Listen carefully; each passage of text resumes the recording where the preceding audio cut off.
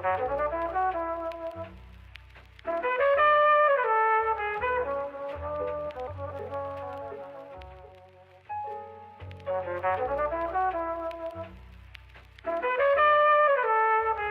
the Chick Webb Center was created the year you were born. 47, yes. Wow. So that's how you know it was destined that you'd be a part of this. I don't know if I knew it. I'm just destined to do it.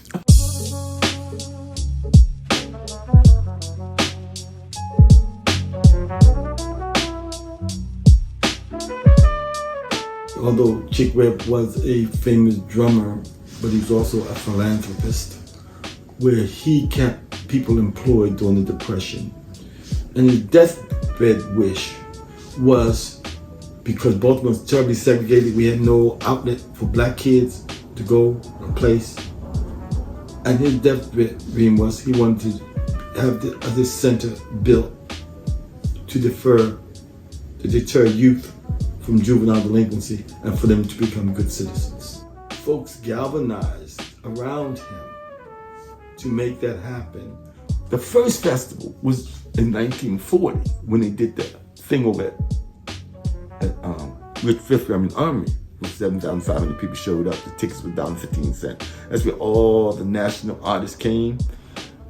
Then they put the money in war bonds. The war broke out. They had to suspend raising money for Chick Webb to put it in war bonds. Came back out and raised the money to build the first leg. And then you had the Baltimore Elite Giants who did an exhibition ball game, and the Afro-American did a fashion show. And then if you look at our chart, the advertising, you'll see all those black businesses that supported that concert.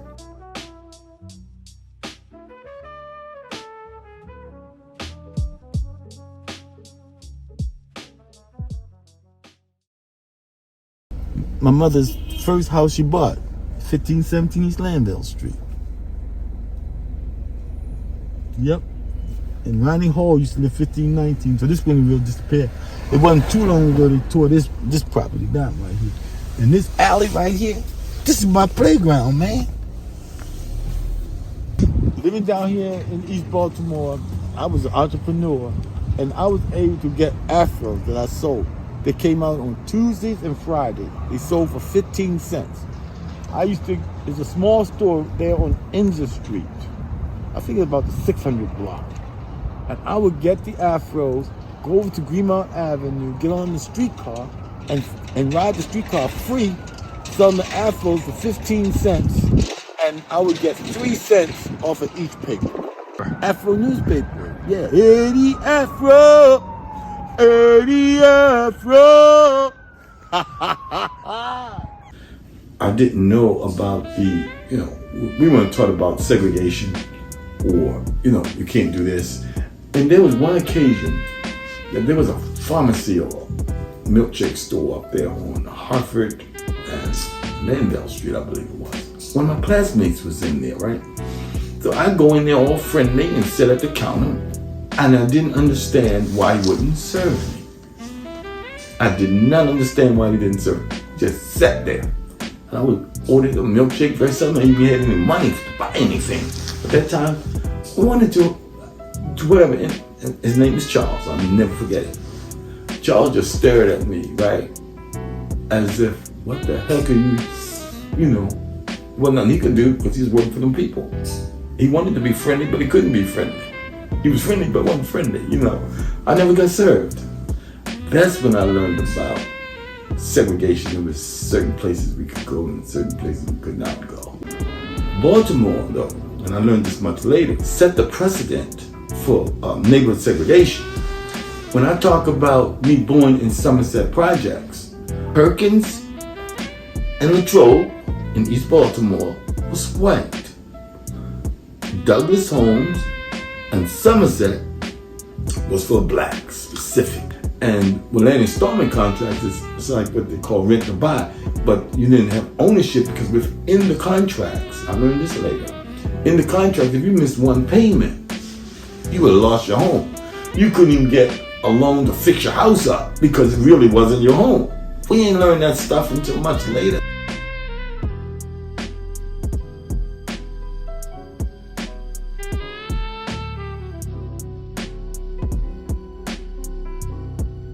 when I look at the disassembling of our communities, whereas and mentioned where we had doctor-loaded teachers and everything like that, you still had some kind of role model that you didn't know. And I believe now we've left the po-po with the po-po. And you had a whole lot of dysfunction. And then we had functionality because Miss Mamie or Miss So-and-so, they knew who you were and they knew your parents. You know, we hid, but now folks close their doors and folks do not interact with the young people on the streets. I call the talented those who hit the ground and work with the lower community to uplift them. Not economically, but it's because it's a mission of your life. My ultimate goal is I would love for that center to get out of the hands of the Department of Rec and turned over to be managed and operated by the African American community as a monument, because it is called Chickware Memorial Recreation Center, as a monument of honoring Chickware, who sacrificed his life, and Dr. Young, who sacrificed his life to make that particular center happen for the Black community in Baltimore.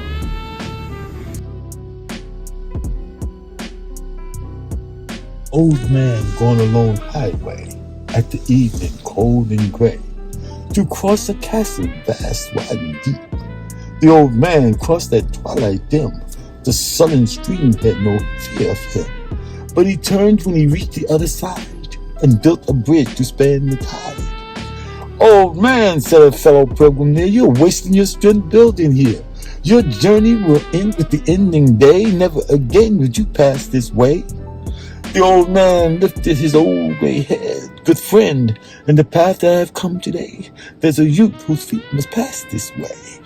The sullen stream that was naught to me, to that youth may a pitfall be. He too must cross that twilight dim. Good friend, I build this bridge for him.